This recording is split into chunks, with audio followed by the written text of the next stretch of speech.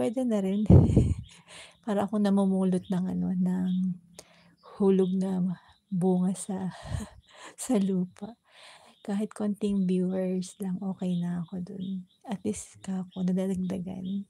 Yun nga lang siyempre, load ang aking gamit. Kumbaga kung iisipin parang sayang. Pero siyempre go lang. Okey lang yan para sa ekonomiya.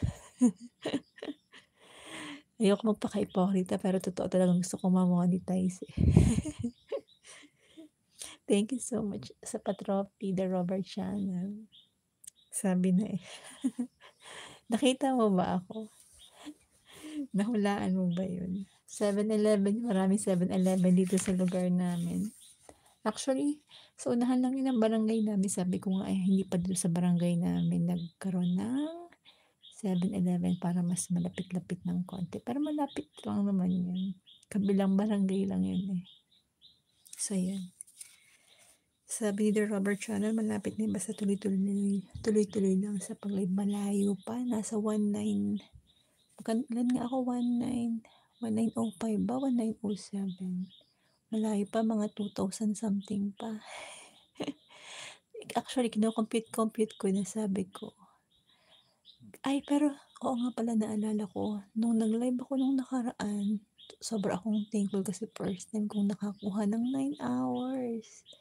9 hours kasi marami sa akin pumasok at tumambay. And then nung gabi na pumasok kayo sa'kin, na halos 1 oras at kalahati ba ako, 3 hours din ang nakuha ko dun, hindi na masama. So yun, pero sa totoo lang, naisip ko kung mas umagap nga ako ng pagla-live, kung alam ko lang, sana matagal na pala akong monetize, hindi ko kasi alam, eh, wala sa'kin nag-advice. Sabi ni The Robert Channel, nakita ko nag-reply ka sa salamin kaya nalaman ko na 7-Eleven ka ako, eh. Parang sinabi ng pamangkin ko na naka-reflect daw ako sa salamin, hayaan mo na. Sabi ko, hayaan mo na yung mag-reflect. At least nakita nila ako ng itsura ko. Nabanggit yun ng pamangkin ko actually. Nakita mo ba ako kung anong itsura ko? Anyway, thank you so much sa pagdaan, The Robert Channel and Miss Anne of Ungaming, and thank you din sa dalawang nag-like. Actually, wala akong in-expect na dadaan or papasok kasi nga medyo late na, tsaka bukas ay Monday, eh. Sabi ko may mga pasok ang tao. So, possible kako na walang pumasok dito sa aking line. Naririnig niyo ba ang boses ko kasi sobrang hina, eh. So, yun. Gusto ko nga pala mag-shoutout dun sa ilan na laging nakikita kong nagko-comment sa akin pero wala sa live ko lagi. Hala, uulan. Patay na, uulan. Maririnig niyo ba ang boses ko?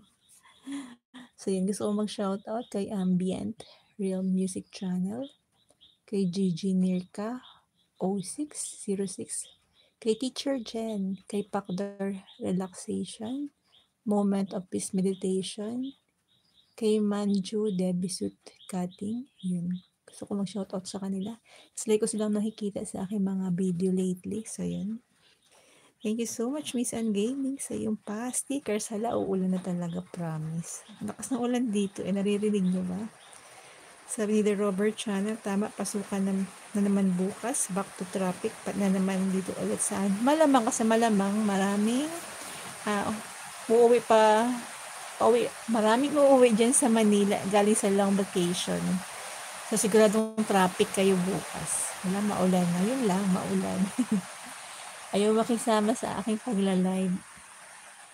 Hindi ako maka-live sa umaga, busy.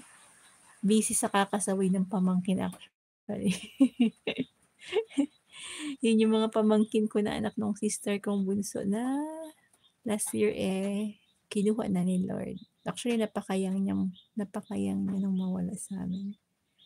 Sarap pakinggan ng ulan kapag ganyan. Actually, maingay kasi walang kesame ang bubong namin. Tapos na-realize ko, minsan nakikipaglakasan pala ako sa ulan. Dito sa amin, maulan mula pa kanina. So, yun, maulan dito eh, actually.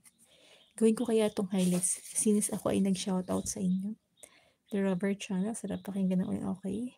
Ikaw na pala ang tita mami ng pamangkin mo. Puwede rin. Actually, dati nung unang kamamatay lang ang tawag sa akin ay mami. Sabi ko, "No, no, no, tita ako." Ayoko kasing